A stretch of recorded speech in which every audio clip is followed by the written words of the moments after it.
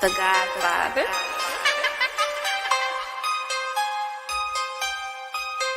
This that. This that. This that jumpin', yeah. This that jumpin', start like 23. This that jumpin', 2-4 like Kobe. This that jumpin', shoot my shot, then beat. This that jumpin', right around song my trees. This that jumpin', start like 23. This that jumpin', 2-4 like Kobe. This that jumpin', shoot my shot, then beat. This that jumpin', right around smoking my dreams. I be ballin' in music like Kobe. I'm the greatest to ever do it, they don't know it. Straight from the streets where the shots came blowin'. I came from the bottom where they hate to see you blow. Mama always told me I'ma shine so I glow. I came from the block where I stood 10 toes. Came a long way, now I'm on the top floor.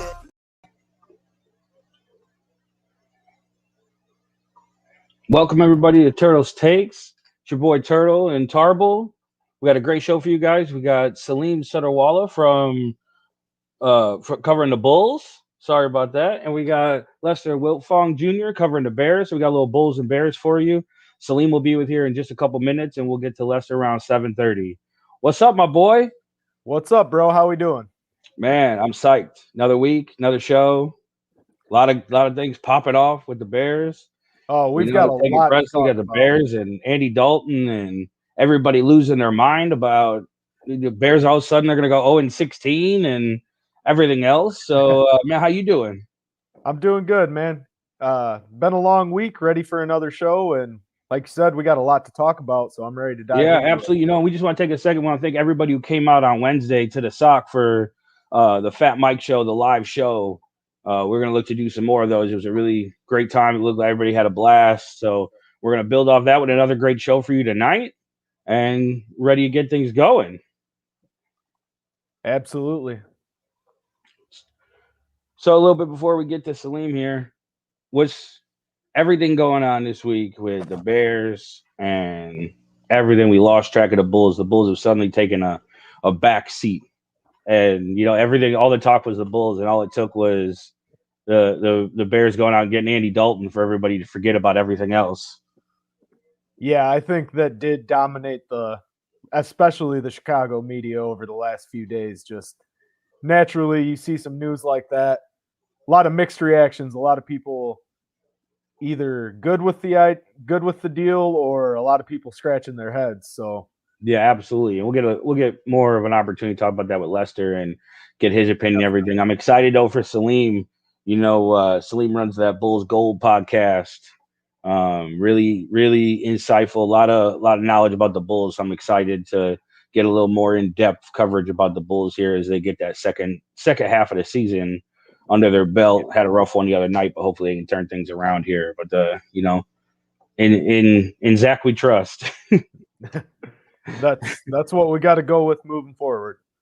Yeah, I mean, you know, sometimes we feel like that's all we got. You know, hopefully Salim can answer that for us better. Let's bring him in now. Salim. How's it going, gentlemen? Thank you for having me. Man, it's our pleasure. How you doing? I'm good. It's Friday. Nothing better than a Friday, right? Absolutely. Nothing better than a Friday. Definitely.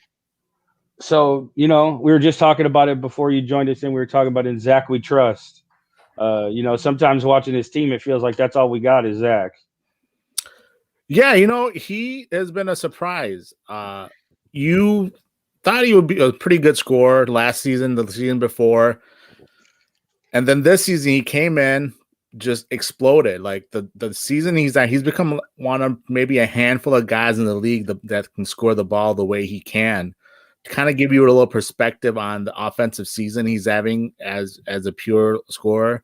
The season that Steph Curry had in his unanimous MVP season, that's how well Zach is scoring the ball this season. So when you consider the fact that at least 25 points per game, You look at his shooting splits at 50%, 40 out from the field overall, at least 40% from behind the 3-point line, at least 85% behind the free throws, I should say.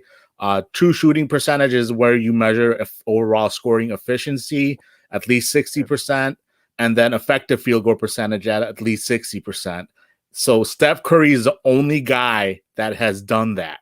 And Zach is on the if he finishes the season, he's going to be the second guy to ever do that. Another really crazy stat I'll give you as a score, when you consider what there's shooting two-point shots, 2-point field goals, he's shooting 59% on that. Only 2 guys in the history of the league that have done that, Shaquille O'Neal and Giannis Antetokounmpo. Wow, so okay. 2 bigs. Wow. Rare company. Right. Yeah, 2 bigs that take a lot of shots at the rim compared to Zach, who shoots mostly jump shots. So kind of gives you an idea. I mean, I've explained pretty well here. It gives you an idea how elite of a scorer he's become now. So Yeah, speaking of your, everything you just went over about how prolific he's having of a year, we had a message come in from one of our watchers, and they asked, do you think that if the Bulls wind up making the playoffs, does Zach have a real shot at the MVP? I will say no, just simply because the Bulls' record is not anywhere near good enough. And there's 2 guys in the league right now, is Nikola Jokic, I should say, and Joel Embiid, who've just been absolutely dominant. And those 2 guys' teams are better, are just on a better pace, better team record-wise. So I would be very surprised if he got MVP consideration. But no, I mean, he should maybe maybe like an outside shot of making the 3rd team all NBA. But outside of that, I would be pretty surprised if he became an MVP considerations. And now, do you think that moving forward, do you think that that's something that might dictate Zach wanting to move on to another team? Will he get tired of being the best guy on a team that just fights their way to finish in the bottom of the Eastern Division? It doesn't matter if they do make the playoffs, they're bounced right away? Or do you think he's in it for the long haul and he's going to be here for the rebuild? Oh, winning is definitely going to be a factor. I think this deadline is very important in that regards to show Zach that you're trying to build a winning team. I would prefer that they try to add something that can maybe help them make that additional playoff push. Right now, they're in that cusp in that play-in game, because this season, the NBA started. Like, if you guys remember last year, the NBA added that play-in tournament for the 7th and 8th seed. So this season they've continued that, and right now the Bulls are qualifying for that play-in tournament. Now Zach and obviously all of them have said, we want to be better than that. We want to get the 6th seed, but still, in that play-in tournament, it would still be successful. But in order to really do that, though, I do think they need to add a piece because the schedule gets tougher. And it is going to be important to have a good playoff team going forward to want to keep Zach, especially when you consider he's eligible for extension and then he's going to hit free agency the season after next. So, yeah, if you want to keep Zach, I think you're definitely going to have to show him that, AK is going to have to show him, I'm committed to winning and we're going to build a good team here. So we had a question just come through in the chat. Today, the Bulls said that Young isn't going to be traded, that Thad's unavailable. Do you think that's the right move, or do you think they should shop him around? I mean, I think if they get just like an incredible offer, I can understand AK moving him. Obviously, now they said they're not going to. And I think the biggest reason, again, why they're not going to is the reason I said wanting to win and show Zach that you're committed to winning is important. And he's like, Zach has been very open. Thad's like a big brother to him. So that relationship factors in as well when you consider moving a guy like Thad, who's Thad has always called him my rookie because when they were in Minnesota, Thad played with him in his rookie season. They got close that year. Since then, they've built a relationship. So if you trade Thaddeus Young, you'd have to sell Zach really, on what your plan is, and it's kind of a hard sell at that point. It's like, well, what are you doing? We're at this cusp, right at the playoffs, and you're trading away guys to make us worse. So it would have to be a really selling point, and I think it is the right decision to keep Thad, especially because I would be surprised how much you really do get for him. Chances are it'll be maybe like a late first, and at that point, I'm not sure it's really worth the headaches that it could cause going forward. So trying to keep Zach happy and trying to, position themselves to make a run here before in the second half. Do you think that that's also going to force them to, maybe not explore trades for guys like Larry Markkinen and guys that maybe they've decided aren't in their future plans, but they don't want to sell off right now? And do you think that they could still, do you think that they could still move a guy like Otto Porter, who hasn't really been part of their plan this year and hasn't really been on the court that much? Now, those guys, I can see them moving. Larry, he's due for a extension this offseason. I'm not so sure that he isn't really in the future plans, especially because he probably get a contract that's probably like 20 plus million a year, and at his skill set, where he's just really he's a nice scorer, off the ball scorer. He's very dependent on being set up. It's not like he can create his own offense, and he doesn't really provide anything else. He's not a good defender. He's not really a good passer. And like I said, he doesn't his defense, I said, and rebounding. He doesn't do a lot of other stuff. So wanting to commit long-term salary to a player like that can get iffy. I think sounding like that they're going to try to move him and get some value from him instead of trying to losing for nothing. Otto is another guy. It's just hard to move his salary because his salary is, even though it's 1 year left or this season left, it's pretty large. And a lot of teams that would be interested in Otto are like contenders. And those contenders tend to not really have like easily movable salaries sitting on their roster unless it's like, a really great player, but they're not going to trade one of their best players because obviously they're competing and, you're not really going to be able to make that happen. A lot of teams like look for the buyout markets for those type of teams. So it's going to be pretty difficult to move Otto. The best thing is to hope that Otto can kind of get it together and help the Bulls going forward, because the Bulls' needs right now when you get into the deadline are at point guard. They need somebody that can really handle the ball, take pressure off of Levine handling the ball, be a good defensive presence at that backcourt, and then a wing. Like I said, Otto is important, but he's not been dependable, so they do need wing depth because they really don't have anyone right now on there. They really rely on a guy like Garrett Temple, who's been out the last couple of games, and we've seen a noticeable effect on the court because we're missing a guy that can really help out there, and it kind of just shows you how thin we are overall there. Okay. As far as the trade deadline coming up, what are you hearing? What are the rumors that you're hearing as far as what moves the Bulls are going to make here before the deadline? Yeah, it's like I said, it's looking like they're going to try to shop Larry, try to improve the team in a way that they can. I know like a couple of weeks ago, I should say Arturas Karnisovas had a presser, and he was talking to the media about the different things that the team is trying to do, what their goal is, how they're evaluating this roster. And he kind of made it slip like in frustration that there's teams that are being delusional about their playoff chances, like that they think they can make that play-in tournament. And that's a big thing right now. There's so many teams that are in that cusp of like bad teams that may not be really like a good team per se, but they're like maybe a game behind for that 10th seed.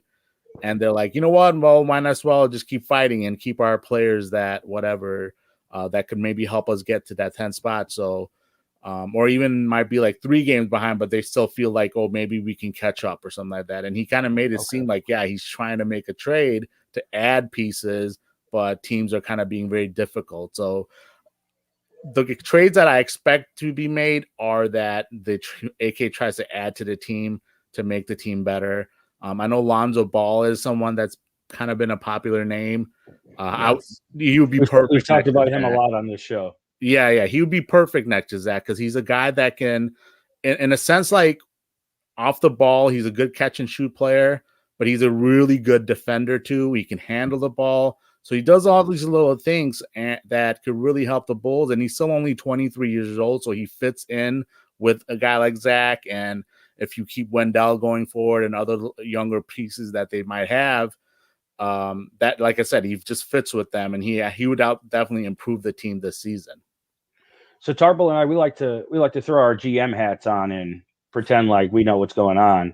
Yeah, but we've who said doesn't, for the right? last couple we've said for the last couple weeks. You just touched on one of them, Lonzo Ball. But we can't help but notice especially late in games, the ball handling between him and Kobe White, and sometimes Billy Donovan goes to Saturansky because they need that ball handling.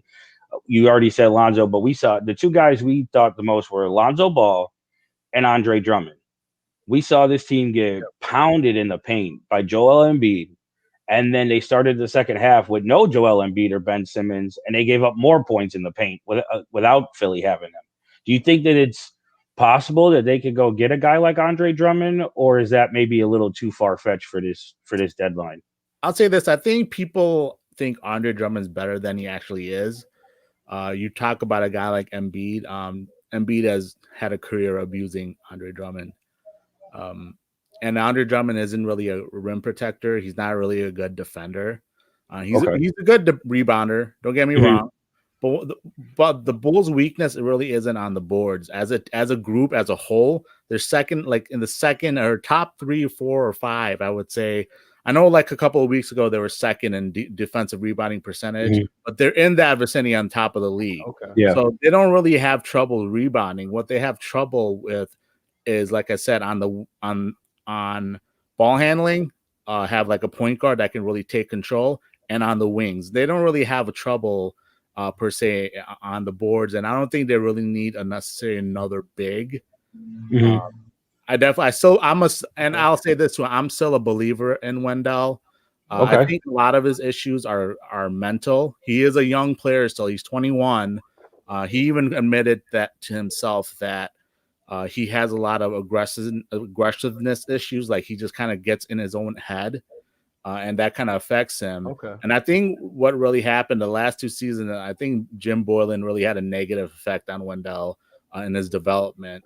Because if you remember when he first drafted, he was very like an aggressive player. He came out. I remember I don't know if you remember this, but people would call him like the Block Panther because he was just out there just swatting shots, getting aggressive. Like there was a time where Russell Westbrook was attacking the basket, tried to dunk on him, and Wendell went up and just blocked him like straight at the rim. And, when he was shaking his head, like, you think you can come in at me? That confidence level that's right there in him. He just needs to get back to there. And I think he'll be a very good starting center going forward. I mean, he's not a superstar or anything like that type of potential, but someone that can really lock down that paint, be a good anchor, be a solid foundation in the middle. I think he has that potential still. And I So think we had a question come in from the chat. Our guy over here at 1252, Alan, all year he's been screaming from the mountaintops that this offseason the Bulls got to be all in on Bradley Beal. When you think of a backcourt of Zach LaVine and Bradley Beal, do you think they could coexist where you still have enough ball handling, or are we just adding to it where we already have Zach LaVine and we're just adding another one? I always say this: get the talent and let them figure it out. I'm all about that. Like if you have an all-star that's available, go get him, and then let them figure it out how they can play there. I think both are unselfish players, so I think they would find a way to make it work because they both are hungry to win. The problem is it just doesn't seem like Bradley Beal wants to be traded. A lot of teams have tried to go after him. Denver, for example, has made calls.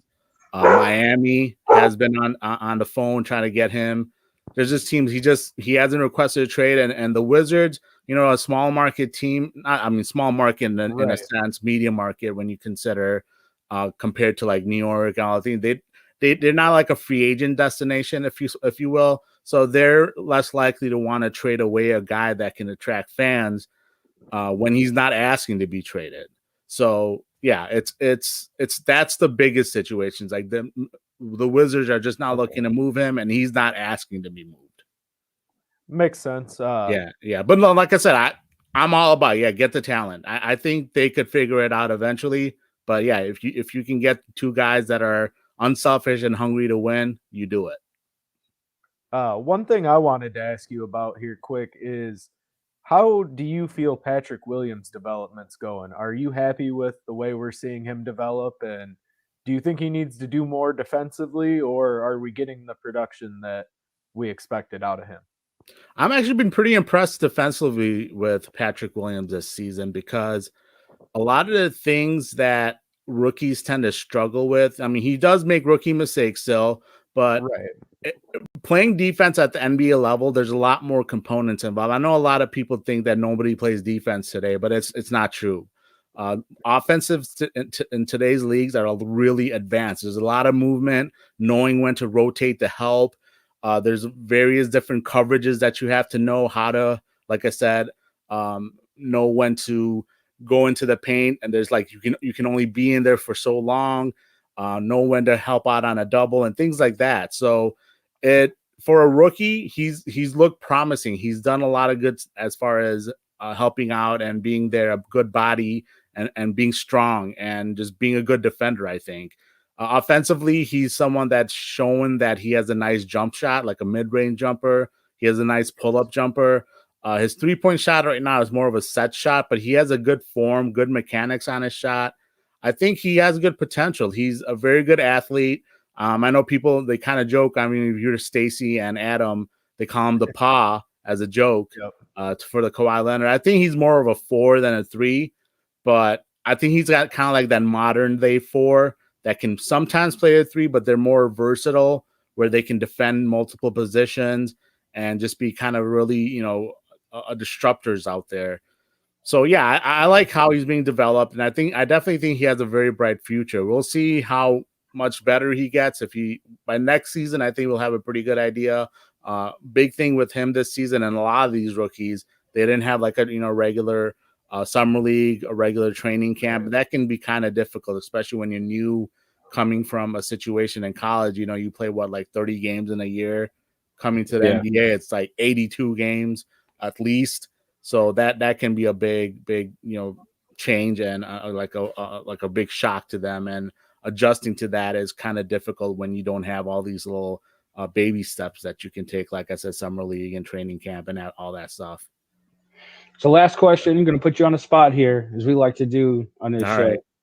End of the season, do the Bulls make the playoffs? And if so, how far do they go? I'll probably chicken out here a little bit. I'll say this. If they don't make a trade to add something at the deadline, I think they'll fall short because the schedule is getting very difficult. Like I said, they need to add something to make the team better, to, like I said, make that playoff push. Like you look at the schedule, you're seeing a lot more playoff teams, and the Bulls have struggled to beat like playoff teams this season. Outside of they stay competitive with them, but they just can't get over that hump in the fourth quarter because the pieces that I've talked about that they're missing, those have affected them, especially, like I said, a ball handler that can really take pressure off of Zach and, make Kobe just become a scorer as opposed to trying to be a ball handler. So yeah, I think if they make a move to add something at the deadline, that's actually a good piece to make them better. I think, yeah, they can, but outside of that, yeah, I would imagine they'll fall short. Well, Salim, we appreciate your time. Great information. You gave us a lot of stuff to talk over here as the show goes on. We appreciate your time and coming on with us. Everybody check out his Bulls Gold podcast. And man, we can't wait to have you on again. Yeah, thank you so much, guys. I was a pleasure talking with you. Thank you again. Yep. Thank you, Salim. Yep. We appreciate it. We'll talk soon. Sounds good. Man, a lot of good stuff there. We just want to take a second here. That interview was brought to us by the John Darren Group over at the Colwell Banking Real Estate. And here's a word from them. Hi, I'm Jonathan Darren, licensed real estate broker with Coldwell Banker Real Estate Group in Homer Glen. Are you looking to buy or sell? Have you been disappointed in the past? The Jonathan Darren team with Coldwell Banker Real Estate Group focuses on providing you with a concierge level of service during the process of buying or selling. We are a service-oriented team with a fresh and professional approach to selling real estate. Our goal is to combine knowledge, skills, and passion to exceed our clients' expectations, and most of all, we truly care. We are a knowledgeable real estate team focused on offering expertise and innovative solutions for our clients. The Jonathan Darren team has 5 full-service real estate brokers and a dedicated full-time marketer servicing all of Chicagoland. We will customize a detailed plan around your timeline for a sale, purchase, investment, estate, or other needs. Real estate transactions can be stressful, but don't need to be. Let us handle it for you. Visit our website, homesbyjdt.com, or call 708-308-1938 today. Expect better in real estate. Choose the Jonathan Darren team. All right, everybody, welcome back again. That was a quick word from one of our sponsors here at 1252, the Jonathan Darren team over at the Coldwell Banker Real Estate Group. Vince, man, what a great way to start the show. Really good interview there with Salim. A lot of perspective, especially talking the wing position there. He really brought different perspective as far as what he thinks the Bulls' needs are. I think that as good as his insights were, I have to disagree with the fact that he thinks Wendell Carter's a solid player. You know, I'm not a fan of Wendell, but that's neither here nor there. We all have our opinions. It was a great time to have Salim on, and he brought a lot of knowledge. Yeah, you know, he brought a lot of stuff. He told us a lot of things, you know, and I've been yelling from the mountaintops for Andre Drummond, and you know, I'm guilty of it. I look at the numbers and I see 20 points and 20 rebounds, and I go, man, this dude, that's who we need. He's going to defend a rim. He's going to defend a paint. He's going to block shots. He's going to stop people from getting it, and doesn't even dawn on me until, you know, Salim says it. Yeah, he adds up. He grabs the rebounds. But as far as playing that paint defense and that rim protector, that's not who he is. And, you know, it was like one of those moments where they say it and boom, it's a light bulb. And it was like, oh my God, he doesn't block a lot of shots. He doesn't defend the paint. You know, guys still get a paint on him, and you just get caught up in the stats. And maybe it's just our Bulls fan in us, and we're like, hey, let's go get somebody. I do think we need somebody, whether he's the answer or not. I think we need someone else, another big man in the paint that can be dominant. I don't think Wendell just by himself is enough of a threat. I think really we saw Wendell thrive off the bench when he was put to the bench. Him and Kobe both, actually, when they were put to the bench. Yeah, I think that would be a perfect, like, you know, obviously not co-six man, but, you know, those first two guys off the bench. You know, Wendell could come in, he could play power forward, he could play center. You know, Kobe could come in, he could play both guard spots. He could do a little bit of that. You know, you got guys like Patrick Williams who could play the 3, could play the 4. You know, you get these versatile guys who could do different things. You know, when we keep talking week after week about this whole defending the paint and getting a defender, you know, there's got to be a reason nobody's brought him in. But what do you think is the reason nobody's brought in DeMarcus Cousins? I think he's got a lot of personnel issues. I think he clashes with a lot of the teammates in the locker room. And honestly, that's what makes me hesitant about him, because you don't want to ruin the culture that you have in the locker room. Billy Donovan's built an outstanding culture here in the short amount of time that he's been in Chicago. So I think realistically, you want to be leery bringing a player like that in.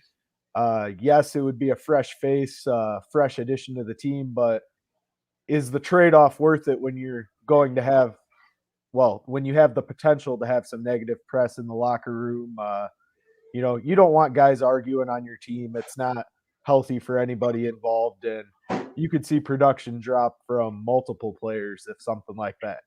I mean, and there's a reason why he's bounced from team to team now. You know, there was at first it was the injury thing, but now he had that stint in New Orleans with Anthony Davis, where they carried that team to the playoffs, and the two of them were scoring 30 points and 15 rebounds a game. And since then, you just really haven't seen him. He's gone to Houston, it didn't work.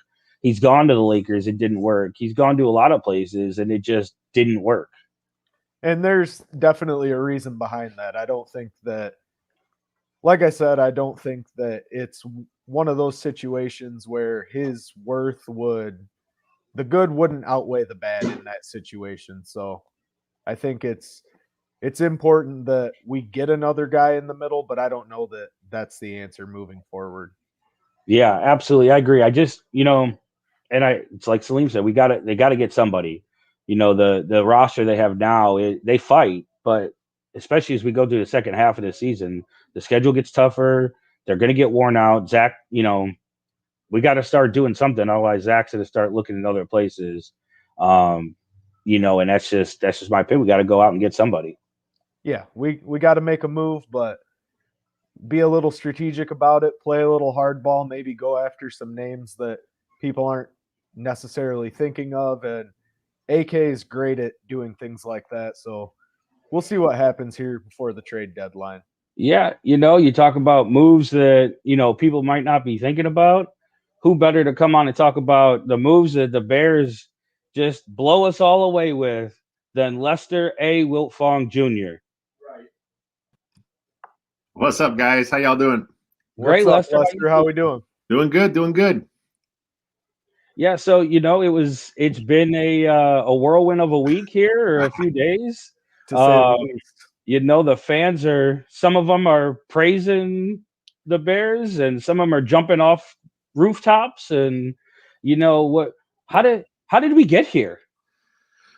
I mean, the whole Russell Wilson scenario, that dominated the airwaves and the print and everything. I mean, the media was all over that, and it was real. I mean, that was something there. I mean, it was, the Bears were in on it until they weren't, and the last minute Pete Carroll said no. And, and if you listen today, you hear they're saying that there's still a possibility that something happens. That's what I heard. They still haven't redone his deal. So that means he is tradable. The Bears still have his friend Jimmy Graham on the roster, so that's an enticing thing to have Russ Wilson come to Chicago. So, I mean, until it's not going to happen, why not? I mean, why can't us fans have a little bit of hope? And if it happens, it's great. But, don't get too worked up over, right? I had a guy I mentioned today talking about how he's tired of being hurt by the Bears. I'm like, man, it's just sports, man. It's just football. If it happens, great. If it not, it sucks, but let's move on. So, Yeah, I mean, with that being said, what is your opinion about this Andy Dalton situation? I'm not a fan. I mean, he's probably going to be a little better than what they've had, but honestly, $10 million for a guy coming off of his deal, I'm not a fan of the money. They did structure it properly, which I think he has 2 void years, so the cap is only going to be 5 this year. And if he plays good enough. And if he plays good enough, then maybe you use him as a bridge for a couple years till you figure out the best time to move up and get your, the young rookie. But for now, it's going to be Andy Dalton. And like I said, it's not an exciting move, but from a quarterbacking standpoint, I mean, he can run an offense. If you get him a few weapons, you give him some decent protection. He's not quite as stiff as Nick Foles is back there. So, he should be okay. It should be a little better. But again, we're looking at an 8-8 team again. It's not really nothing exciting to make us think that anything else is on the horizon. Right. And with that, the talk of bringing in some weapons for him, the Bears met with Kenny Golladay the other day. I believe they offered him an $11 or $12 million one-year deal. Do you think that was a true deal, or do you think that was in part to get Allen Robinson to sign his tag? I think that's a little bit of both. I think I know Brad Biggs was on the score this morning talking about how he thinks it was they have real interest, and then of course it comes out that they actually offered him a one-year deal, and the wide receiver market right now was bad. Juju Schuster-Smith signed for $8 million with Pittsburgh. The best offer he had was I think $9 million plus some incentive money. So they're just not getting a lot of money. The Bears looks like played the whole wide receiver market properly with Allen Robinson. So now you got him on his tag for almost $18 million a year.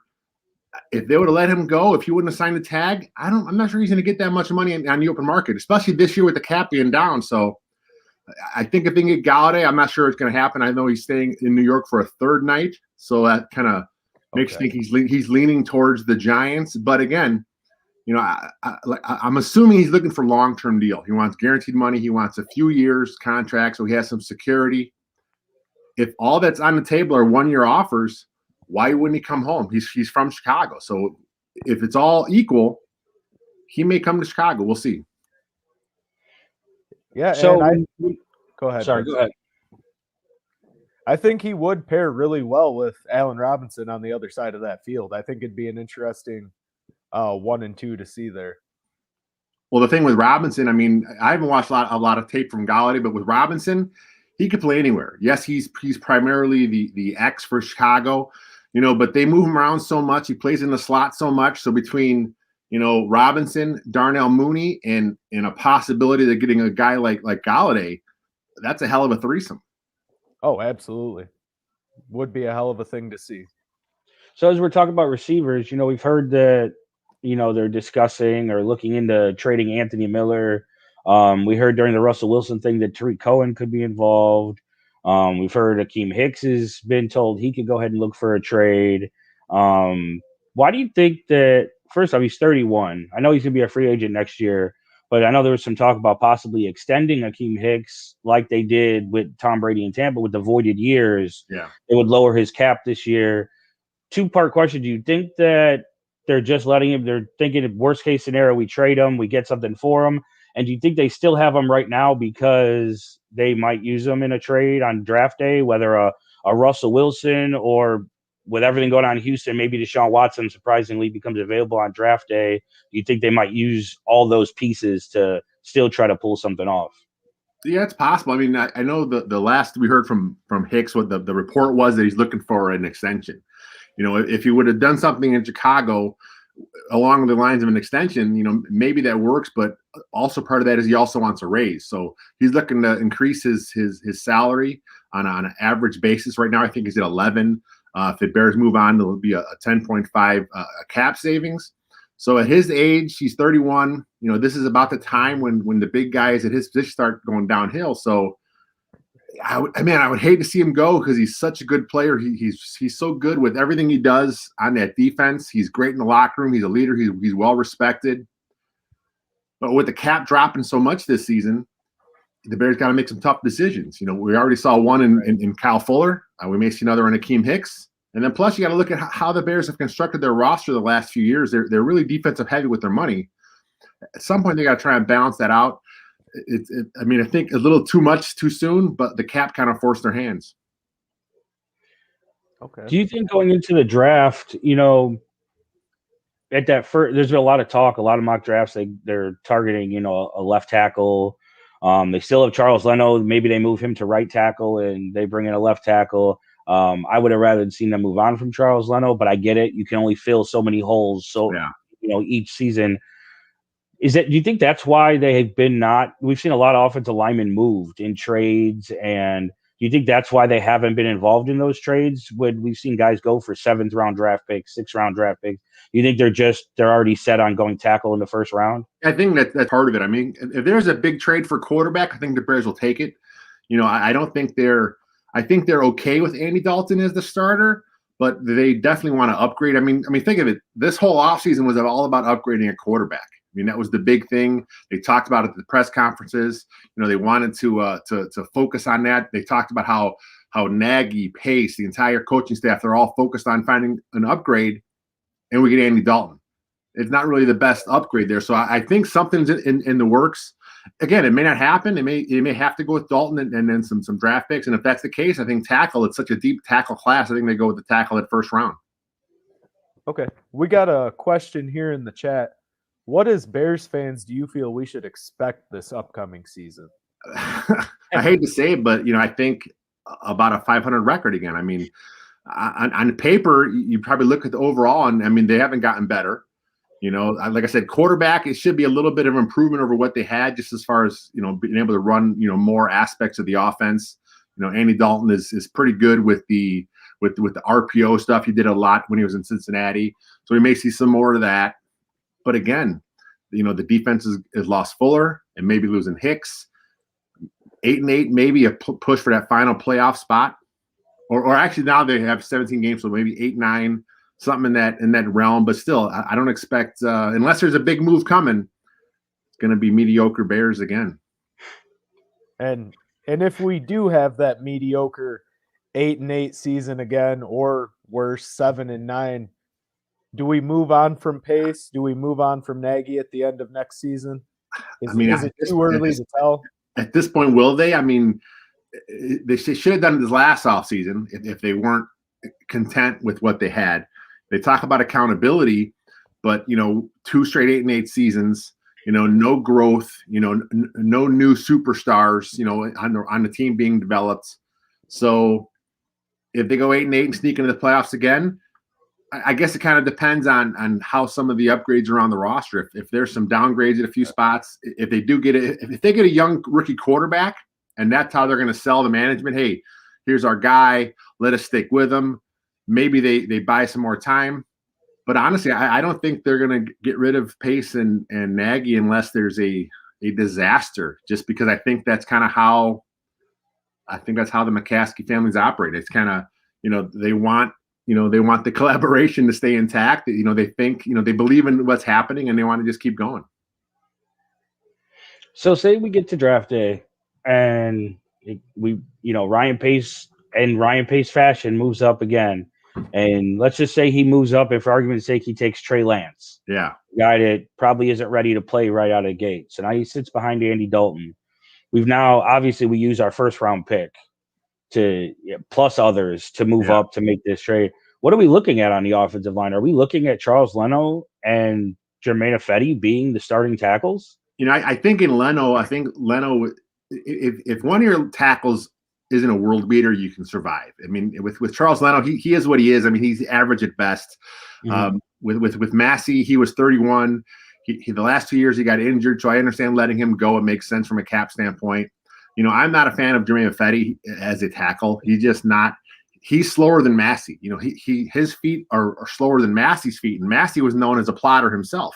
Mm-hmm. In the run game, he may be okay, but again, I think this is, like I said, it's a deep tackle draft. From having some conversations with my guys who do the draft, they say you could find a guy that may come in and compete for a starting spot, in the second or third round, just because the tackle draft is so deep this year. Okay, so that does give us some insight. I mean, as far as the tackle position goes, if we do go quarterback in the first round, especially if we don't move up. And plus, there's also going to be there's some free agents as well. There's going to be a few more guys that get cut for salary cap reasons. They can't go into the season with a guy like Jason Spriggs as their swing tackle. You've got to find a guy who's a little better than that. They just gave Ifedi $5 million for the season. He may have a void year as well, just to kind of bring his cap hit down. But you're committing $5 million to him, and that's low end starter money. For the Bears, but for most teams, that's low end. That should be your OL6. He should be your guy coming off the bench. So maybe you find a guy that's young enough and good enough where he can actually compete and take that starting job away from Ifedi, and then Ifedi slides it as your backup guard, backup swing right tackle as well. Okay.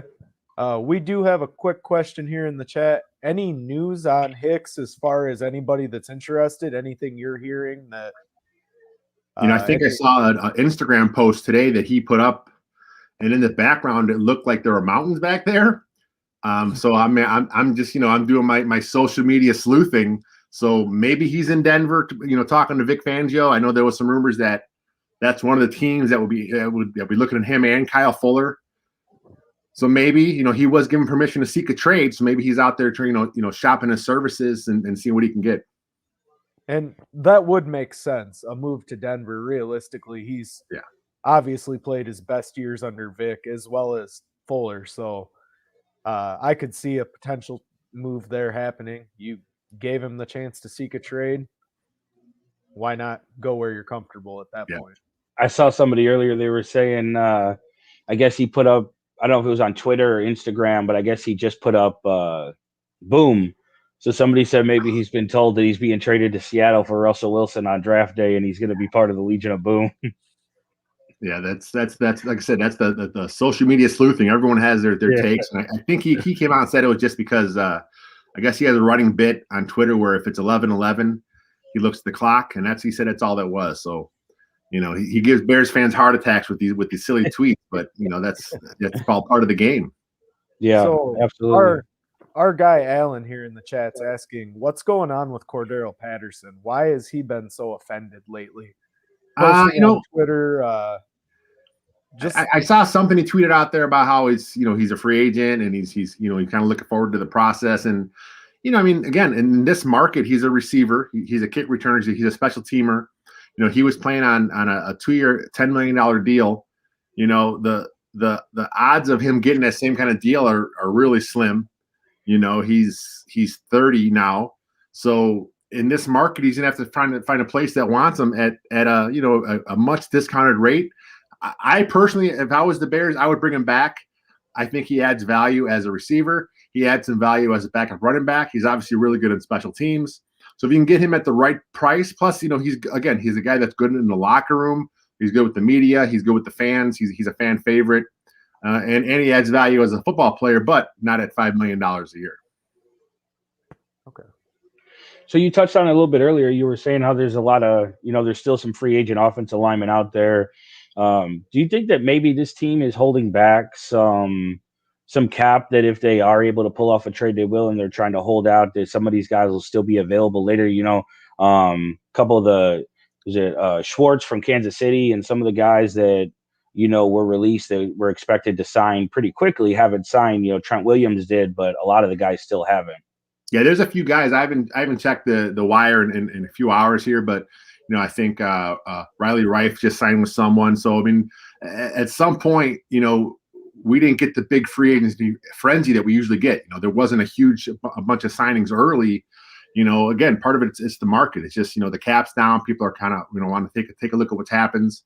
So you may see the Bears, in a week or two, circle back around to some guys that kind of still are overvaluing what they feel they should get in the market. And at that point, you say, hey, the market's not playing out for you. I think maybe it's a good opportunity for you to come in. We have Jermaine Ifedi at right tackle, but with a guy of your stature, you should come in and be able to push him or even win that job. You get some playing time. So I think at that point, you may see the Bears make a move. I can't see them spending big money. I know they were in on the guy from the Niners. That would have been ridiculous money. But I can't see them going too big on that. Gotcha.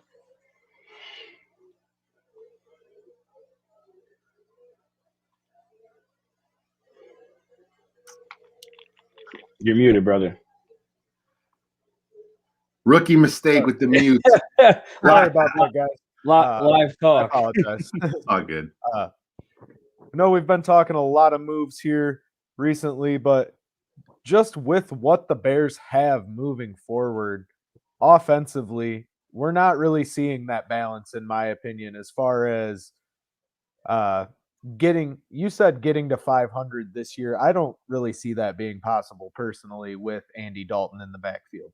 I would like to be optimistic. I'm not as high on Andy Dalton as a lot of other people are. I'm not low on him either. I think he's obviously a step better than Mitch Trubisky. He's obviously a step better than Nick Foles. Better than Mitch Trubisky. Or we wouldn't have brought him out here. I would like to think.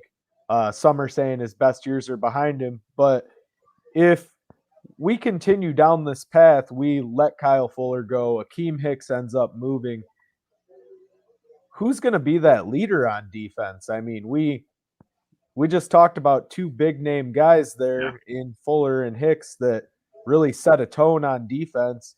Do you go towards a guy like Roquan to be your leader on defense? I know he's a little younger, but he definitely made an impact last year on that side of the ball. What's your thoughts defensively as far as who our standout players are moving forward? I mean, you still have Khalil Mack. He's, from what I understand, more of a lead by example kind of guy. He's not really a rah-rah guy. You have Danny Trevathan. I know the signing, bringing him back last year, a lot of fans were critical of. But part of the reason why they chose him over Kwiatkowski was his veteran leadership. So he'll have to step up. You mentioned Roquan. I think that's a really good call there. In Georgia, I think he was a multi-time captain for that team. And then when he came into Chicago, now I think going into his fourth year, I think last year was his first year making all the calls. So just naturally, he should be one of the leaders at defense. You have at safety, you have Jackson at back there at safety, who needs to step up this year, have a real big season. But he's making a ton of money, and with money, a lot of times goes responsibility of being a leader. So there are some guys there that can kind of fill that void. with Hicks, but Hicks was, he was the heart and soul of that defense. So if he truly is gone, that's going to be tough to fill. So I have an off the field question. We saw when Arlington Park was the word was they're up for sale. The Bears are going to move in there. They're going to move out of the city. Obviously some other things have happened with all the players coming and going and things that have kind of sidetracked that. Geez, is that something that you're hearing that's a real possibility? Is that just a pipe dream that a lot of people like to talk about? What are the chances that actually happens? Yeah, I think that's more just fan speculation. It's fun to talk about because, I for one am not a big, go to the games guy. I'd rather watch it at home on my couch. It's just that to me, it's a hassle, doing the parking and the food's so expensive. So for me, I'd rather just stay home and watch it. But I know for guys that go to Soldier Field, and I have been there, for several games, it's a pain, getting in and out of there. It's just a pain in the butt. So, going to a place like you mentioned with Arlington Park or somewhere else where a little more fan accessible, a state-of-the-art stadium, something like that, I think would be great for the city as well. But I think at this point, with McCaskey's, with the city owning, the stadium, I think it's a pipe dream. And, fun, though, and they're contracted to be at Soldier Field for another 8 or so years, I believe. Probably. So it is a dream, but it's a nice dream, I would say. I'd like to see him move out of there. As you said, it's a pain to get in and out, and you're paying $16 for a beer and $12 for a hot dog. It's horrible. Highest concession prices in the league. We had a message come through the chat. One of our followers wants to know, they keep seeing you drink. They want to know, what are you drinking on?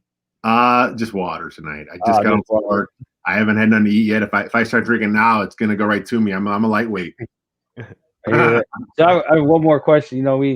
So I'm a Chicago guy. Everyone's got their own opinion, but my fiance and her family, it drives me nuts. They put ketchup on hot dogs. And I ask everybody, are you a ketchup on your hot dog kind of guy? I can't even stand ketchup on my fries. I don't like ketchup at all. It's just it overpowers anything you put it on. Get it off my hot dog, not on my burger, nothing. Yeah, no. Absolutely. I tell them all the time, you can't even get ketchup at Gina Jude's. Yeah. So we've been talking a lot of Bears, but obviously we got March Madness going. Everything just starting up this afternoon. Who do you got in your Final Four? I actually tweeted out today, I have not filled out a bracket or even watched the game on purpose in years. But just for the show, let's go with the Fighting Illini or Loyola, whichever one wins that one. Okay. It would definitely be good to see Illinois get down there. I'd like to see them win it all, but we'll see what happens here. They got a good interstate game coming up here against Loyola, so we'll see what comes out of that. Well, Lester, we want to thank you for your time. You were great. Gave us a lot of information, a lot of insight between what's really going on behind the scenes versus a lot of what you hear is not really what's going on. So thank you again for joining us, all the time you gave us. We want to have everybody check him out. He runs the Windy City Gridiron. Cool. Appreciate it, guys. Thank you. I'm always around. Just give me a holler. Awesome. Sounds good. You. Thank you. All right, take it easy, fellas. Appreciate it, Lester. Take it easy. All right. Again, that was Lester A. Wiltfong from Windy City Gridiron. Make sure you give him a follow on Twitter. He's always sharing some really insightful stuff. Before we get into anything else, let's take a quick minute and go over to our guy Paul at the Nick and Ivy Brewing Company, one of the sponsors here at 1252.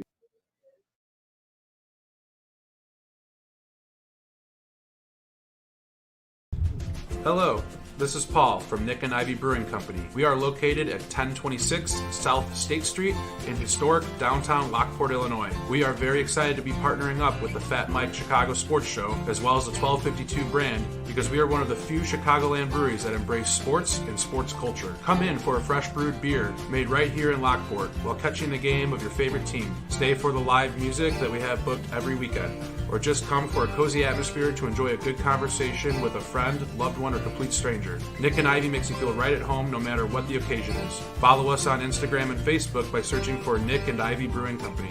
Visit our website for our up-to-date tap list or to go shopping on our online store at nickivybrewing.com. That's Nikivy brewing.com. Come in today for fresh brewed beer born and raised in Lockport, Illinois.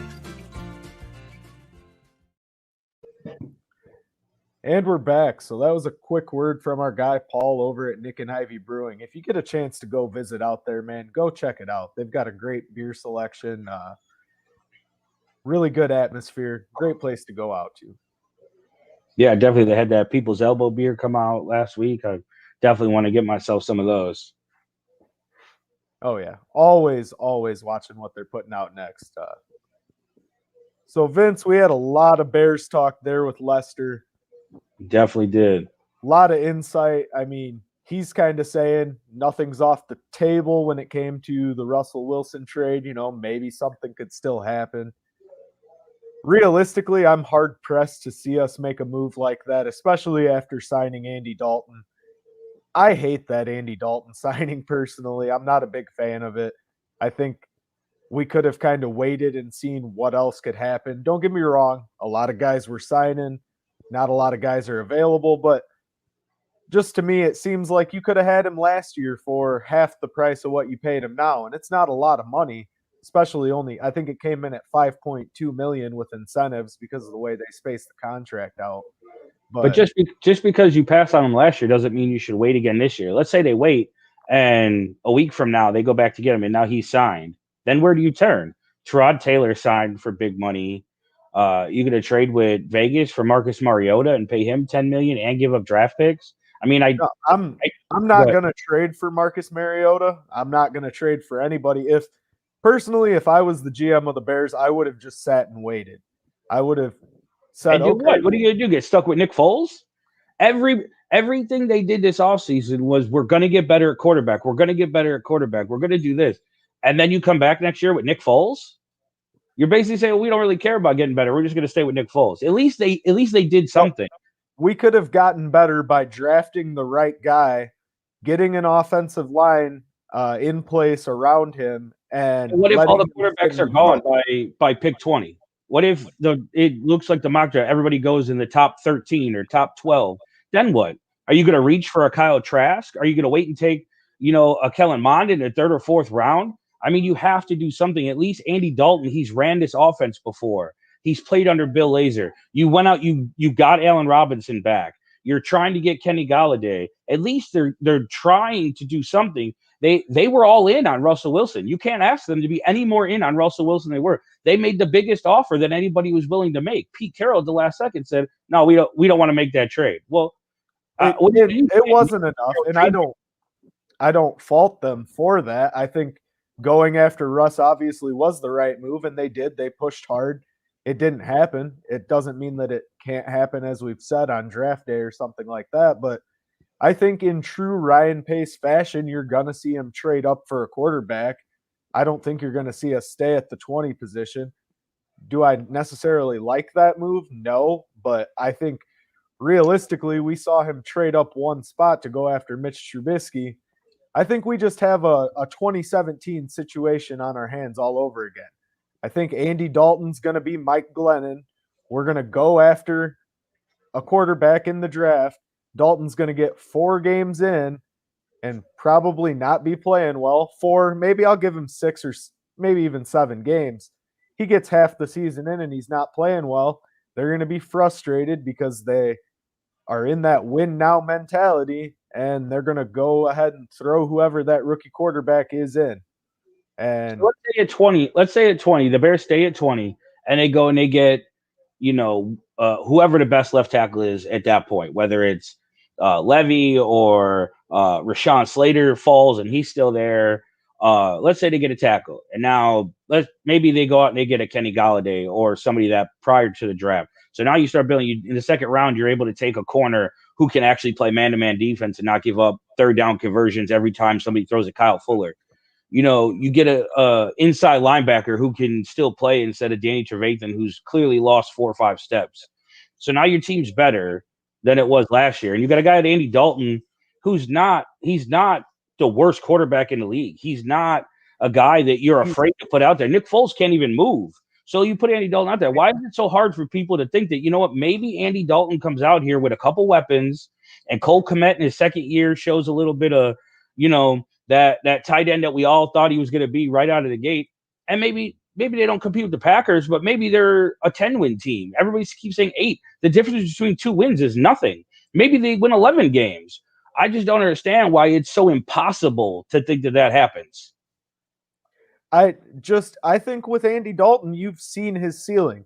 I don't believe he's ever won a playoff game. He's gotten there, but he hasn't won a playoff game. He's never had a defense like he's going to have this year either. But is he going to have that defense this year? Whatever defense they have is still going to be better than he's played with in his career. And if he goes out there and has an Andy Dalton year, you know what that's going to be for the Bears? A great quarterback season that we haven't had in a long time. That is definitely a way to look at it. And I'm not, by any means, I'm not rooting for him to fail. Bears fan, true, and I want to see him succeed. I don't think the upside's as great as the down. The Cowboys, we actually just got a comment here in the chat. The Cowboys had a better offense than we have. How far did that get him? I have to agree with that. I think that the Cowboys' offensive weapons, you've got Amari Cooper over there, and he couldn't connect with Allen Robinson. No, but offensively overall, I mean, Zeke Elliott, even though he had a down year, is still a great back. I mean, everybody keeps throwing this question out there about the Dallas offense. The Dallas offense is great on paper, but what have they done on the field? I'll take Allen Robinson and put him against Amari Cooper any day of the week. Zeke had a down year last year, and David Montgomery showed you what he can be at the end of last year and halfway through when he finally gets a chance. So if you improve the offensive line, and now David Montgomery is actually part of the offense, Cole Kmet gets better. He's completely better than Dalton Schultz that they had in Dallas. You have a legitimate target now at tight end. Allen Robinson is your Amari Cooper. Maybe you add a Kenny Golladay, and you still have Darnell Mooney, who, okay, CeeDee Lamb, but Darnell Mooney looks like he could be just as good as CeeDee Lamb. He might not be the big name that CeeDee Lamb was, but his production is what it is. He showed the big playability last year. It's all the same people. And now you get him a better offensive line. Everybody in Dallas was hurt last year. That offensive line wasn't what it was supposed to be. So now you say, well, what about Andy Dalton? Well, maybe if you put all those pieces around him, all he's got to do is be good enough to win. Don't lose the game. Go out there, score when we give you the ball. Hopefully the defense gets back to like they were under Vic when they have now with Desai running the defense. Hopefully we see more of that. We get the takeaways. Maybe not like the pace we were doing it before, but if we could at least just be a threat to take the ball away, and David Montgomery gets more involved and Andy Dalton goes out there, I just don't see why so many Bears fans just find it impossible to think maybe we could be better than we think.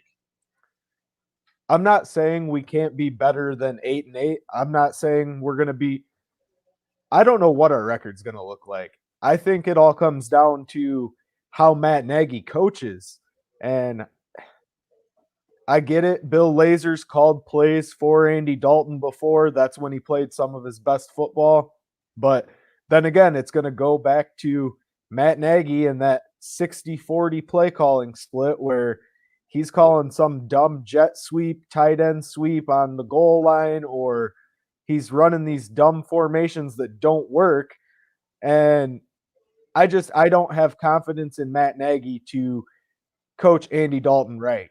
His guy was Nick Foles. Nick Foles was so high up on his list, and he was going to do great things when he came here. Nagy pushed Trubisky out of the starting role because to he get Nick didn't Foles deserve in to be there. Everybody says, okay, well, the Bears were 3-0 when they had Mitch. Right. Detroit drops a ball on opening day. They beat us. If they don't drop that, they beat the Bears. Mitch Trubisky was not the reason the Bears were 3-0 when he got pulled. Mitch Trubisky wasn't the reason the Bears were 3-0, but Nick Foles wasn't the answer. And there were so many people last year. Who were they supposed to go get last year? Everybody says, oh, they should have got Cam Newton. How did that work out for New England? How did Cam Newton look? Is that who you wanted behind center for the Bears? Who did you want out there? And the offensive line was in shambles by the time that they got to Nick Foles, so you really didn't even get to see that.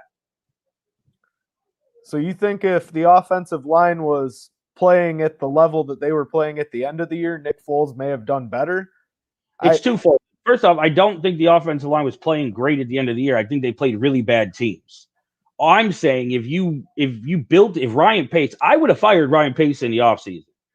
I'm not ready to give up on Matt Nagy. Everybody says, I know he's a really easy target right now for everybody, but you know what? Everybody screamed from the heavens about Mitch Trubisky and how Matt Nagy ruined him and Matt Nagy couldn't coach him and he's not going to be able to coach anybody else. There's a reason nobody offered Mitchell Trubisky a starting quarterback job in the NFL. You saw Tyrod Taylor get signed for $12.5 million. You saw Jameis Winston right away got signed. You saw all these guys get signed and guys get traded, and Mitch Trubisky signed for $2.5 million at Buffalo, where there's no chance he's playing. Not only does the league not believe Mitch Trubisky's a starter, Mitch Trubisky doesn't believe he's a starter in the NFL. He did sign a serviceable backup role, and there wasn't a lot out there for him. Yes, a lot of guys signed before him. I don't think at this point in his career he is a starter in the NFL. But a lot of his development issues do come down to poor coaching. I've said it before, and I will always hammer home the fact that I don't think Matt Nagy is the offensive guru that he's been pegged. He was supposed to come in here and have this dynamic Kansas City offense that worked great, and then he runs the ball 7 fucking times a game. But that's what they do in Kansas City. They don't run the football in Kansas City. Everybody wants him to – they want to see the Kansas City offense. Well, unless you have a Tyreek Hill, it's not going to be the Kansas City offense, which apparently, according to Matt Nagy and everybody else, that Darnell Mooney is the closest thing to Tyreek Hill they've ever seen. But Kansas City doesn't run the ball. They don't. That's not what they do. You don't pay Patrick Mahomes $500 million to turn around and hand the ball off. You pay him to put the ball in his hands. That's why he's Patrick Mahomes. So maybe they go get a Trey Lance or somebody in this draft that Matt Nagy can coach into being a legitimate NFL starter, and we have a good quarterback. Everybody wants to throw Matt Nagy away and say he can't coach. Maybe it's just Mitchell Trubisky can't play quarterback. The two guys he's had is Trubisky and Nick Foles. It's not Pace's fault, or it's not Nagy's fault that Pace Foles was his guy. Who said he was his guy? He's all that he was available. Everybody said he's Nagy's guy because they were together before. When did Matt Nagy come out and say, you know who I really wanted? I really wanted Nick Foles. He's never said that. He's never said that's the guy that we needed to go get. At the list of who's available, that was the best on the options. As soon as they went and got Nick Foles, it was clear whether or not, they said there was a quarterback competition, and obviously Mitch came out on top. It was clear that Matt Nagy wanted to go to Foles immediately. That was if you came in at quarterback, he would have wanted you to play quarterback instead of Mitch Trubisky. I'm not saying Mitch Trubisky's great. I'm glad we moved on from him. I'm glad he's not in Chicago. But there has to be some degree of coaching negligence. I hate to beat the dead horse here, but my God, you have to be able to develop a young guy.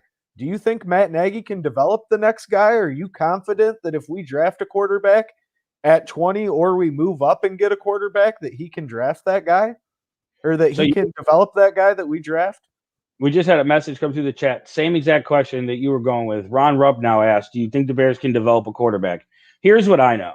I know that when the draft came around and Matt Nagy had to evaluate the quarterbacks, he called Mitchell Trubisky the ultimate project quarterback. He called Patrick Mahomes a generational talent, and he called Deshaun Watson a proven winner who plays the biggest football on the biggest stages. So that tells me his scouting was Mahomes, Watson, Trubisky. All we know is that got screwed up by Ryan Pace. And if Mitchell Trubisky is as bad as I truly believe he is, and clearly the NFL thinks he is by nobody even willing to offer him a spot to come to compete for a starting job, then that tells me that, yes, Matt Nagy can evaluate quarterbacks and he can develop quarterbacks. Quarterbacks have gotten better under him as a coach. Maybe not with the Bears, but who has he had to work with? If Mitchell Trubisky cannot be developed as a quarterback in the NFL, I don't care who you have there, they're not going to make him an NFL starting quarterback. If he's no good, he's no good. All I can do now is think that if we get the right guy and we will, because Matt Nagy will be involved in evaluating before we draft a quarterback, then yes, we do have somebody we can coach and get them better and develop a quarterback. And if not, then he won't be here for long either. That is fair, but I'm skeptical. It's very, very hard for me to see the upside with Matt Nagy. Yes, he is a winning coach. He did win Coach of the Year, not because of his amazing play calling or anything, because he had a stellar defense when Vic Fangio was there. But I'm not sold on Nagy. I would have moved on from Nagy and Pace. I wanted to blow it up at the beginning of this offseason. And the fact that, we've got Sweaty Teddy up there using the word collaboration 50 times when he talks about how great everybody is, how great Pace is, how great Nagy is. It was disappointing to a lot of Bears fans. And I think that moving forward, if this doesn't work, if we get another year of mediocrity and then they do end up blowing the whole thing up, it's really going to be a question of, why do we not have football guys at the top? It all starts at the top and goes down. And I don't think the evaluation of Pace and Nagy was fair. And we see our guy Ron here in the chat. Pace and Nagy should be gone. Ted too.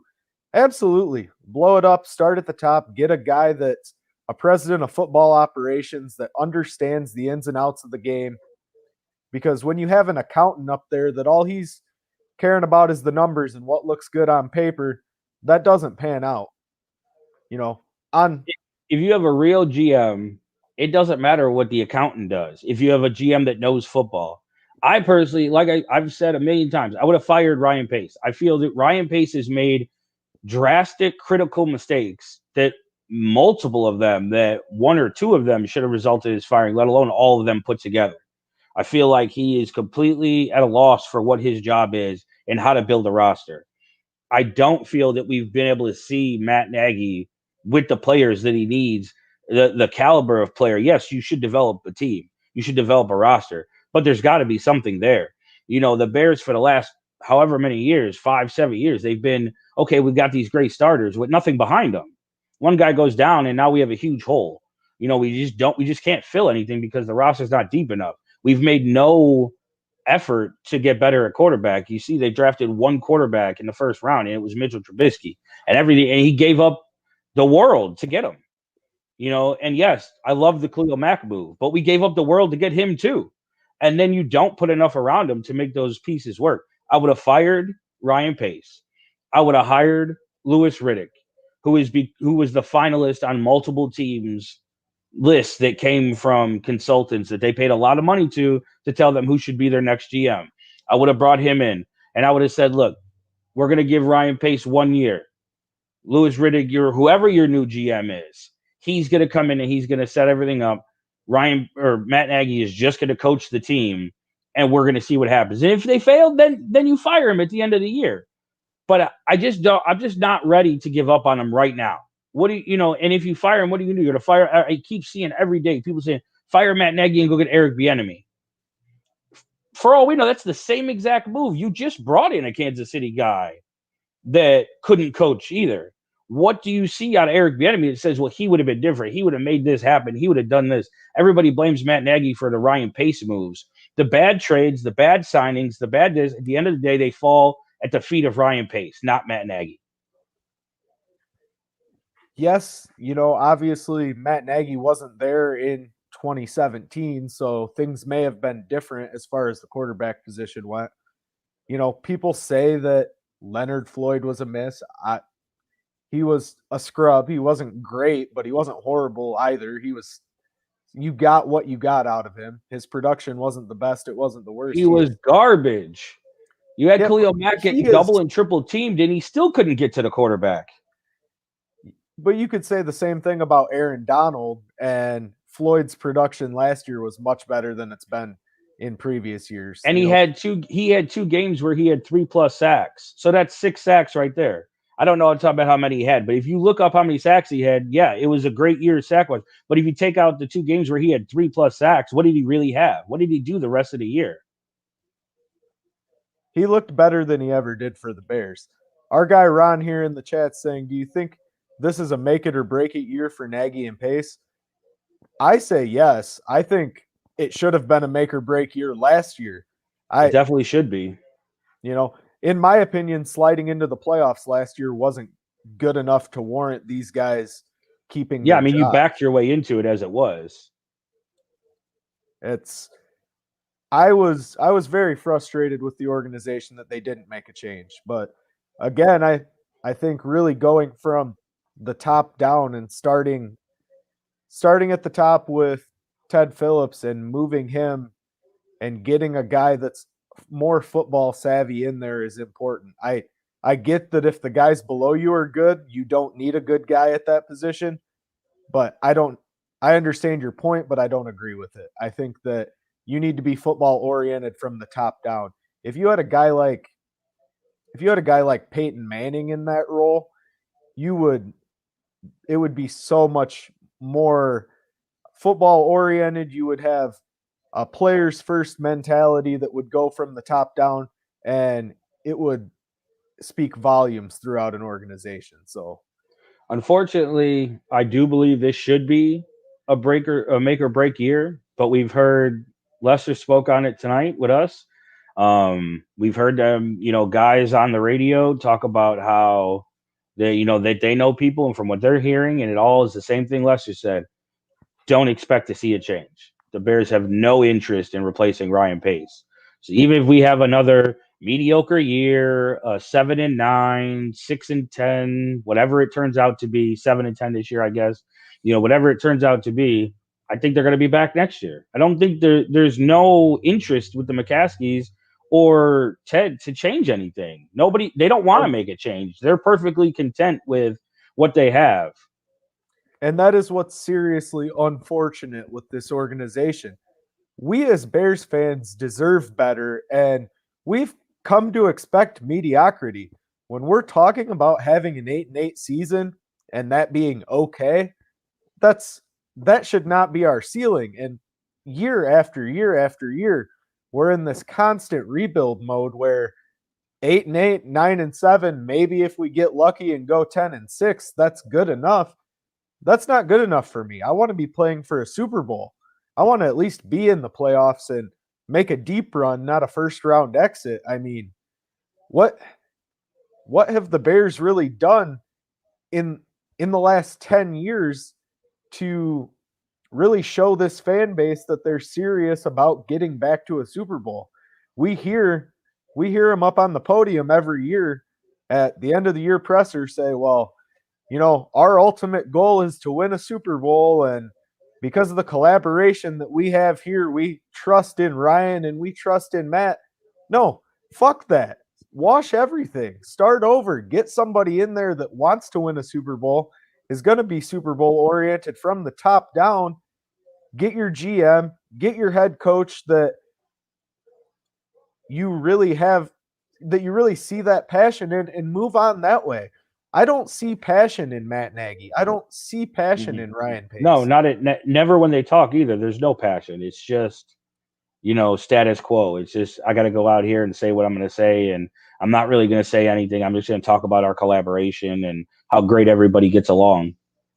Feels like they're reading the whole thing off a teleprompter. I mean, it's horribly, you can tell that it's been so scripted that these guys have sat in an office for 2 or 3 days talking over exactly what, and I get wanting to have one voice, one message, don't get me wrong, but when your one voice and one message is, hey, we collaborate really well, we collaborated all the way to a 500 season and got lucky that we barely slid into the playoffs, that's not good enough. And I think as fans, we've just come to expect too little out of our organization. We need to expect more, and they need to deliver. It's about time that the Bears are serious contenders.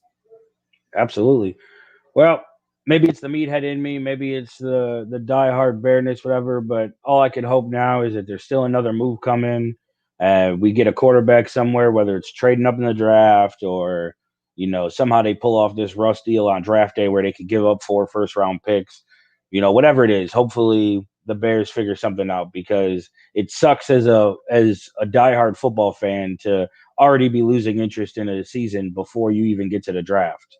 Maybe we can switch gears here, get to something a little better. Like you said earlier, March Madness is underway. Illinois looked great today. They look phenomenal. We've already had an interruption with Ohio State on the way out. I don't know how many brackets were screwed up with that, but I know almost everybody. I know there's a few that always have weird picks, but Ohio State was a team that a lot of people thought were going to go deep. Who do you have winning it all in your bracket? I did one bracket this year, and I did take Illinois to win it all just because I have so much faith in that team. I would love to see them do it. I think it'd be great. It'd be great, obviously, for the university and for the state of Illinois to see them win it all. And that team is a really tough team to play right now. I mean, Io's playing incredible. They've been great over this last stretch in entering the tournament. Even today, I mean, they scored so many points that they beat the spread and looked phenomenal doing it. Don't get me wrong, that's obviously just the start of the tournament, and the next game against Loyola will be a lot closer game than a lot would say, I think, just because there's obviously that bit of rivalry there, an Illinois school playing a Chicago school, and I think they beat them. I think they beat Loyola by double digits. This Illinois team is rolling. They are rolling. I wish we could just take Io and Kofi and just put them right on the Bulls and just be done with it.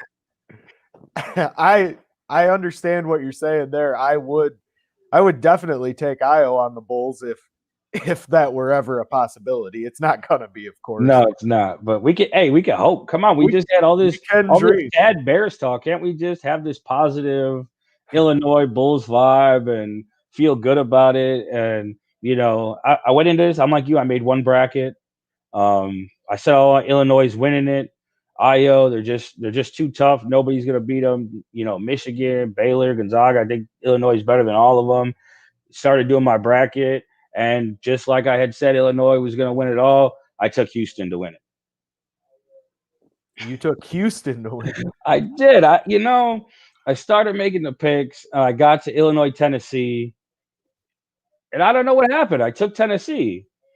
And then I got to Houston and Tennessee, and I was like, well, Houston. And then I got to the Final Four, and I was like, man, I had Illinois. Where did it happen? Oh, that's right. I had them losing to Tennessee. And you know what? I went with it. I went with Houston. I said all that about Illinois winning, and nobody could touch them, and wound up not even having them come out of their region. So go Houston. Hey, whatever works, man. You believe in what you believe in. I honestly don't even know how it happened. I looked at my bracket saying I had Illinois winning it all, and I looked and I was like, I got Houston. Okay, we'll go with Houston. Well, we'll see what happens as we get deeper here into the tourney. We've got some good basketball coming up, especially tomorrow. Like I said, I'm excited to see that Illinois game, and I'm excited to see what this Illini team does moving forward. If they win it all, great. If they make it to the Final Four, realistically, I would be happy with that. I think moving forward, Illinois is going to draw some really good talent into that program and finally really be a contending school, which is something we haven't seen in quite a few years out of the Illini. So yeah, I mean, a perfect world, Illinois wins it all. Was it 2005 was when they lost the national championship game to Duke, and looked like that was their year, and it turned out not to be. And we haven't been there back since now, Illinois hasn't been back since. And I saw the other day, the last time Illinois made it to the national championship game, the White Sox won the World Series, and now we've got the White Sox looking the best they've looked since 2005. So maybe this is the year. Maybe this is the year. There's a correlation to say, but maybe this is the year that Illinois wins the national championship, the White Sox win the World Series, and we forget about how much the Bears suck and that management doesn't want to do anything to fix it.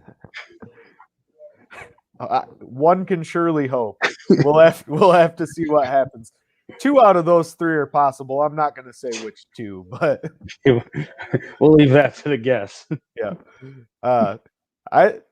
I think we can't find a better spot to end the night than that. I mean, it's a Couldn't agree positive more. outlook. It's been great. It's been great tonight, guys. Thank you all for joining us in the chat. We do appreciate it. Yes, thank you. Thank you. Be sure to like, follow, and subscribe to the 1252 Sports Chicago brand. Follow us on Twitter and Facebook. You'll see the link tree be posted out there as well. Give us a listen on Spotify, and thank you so much for joining us, guys. Make sure you check out Fat Mike on Wednesday. Fat Mike and Angelo. Absolutely. Got to give the Fat Mike Chicago Sports Show a listen. As you brought up earlier, that live show Wednesday was great, and we've got some more things in the works moving forward. So it'll be a good time here on the 1252 brand moving forward for sure. Definitely. Thanks, everybody. Thanks again. We appreciate all of you. Have a good night, guys.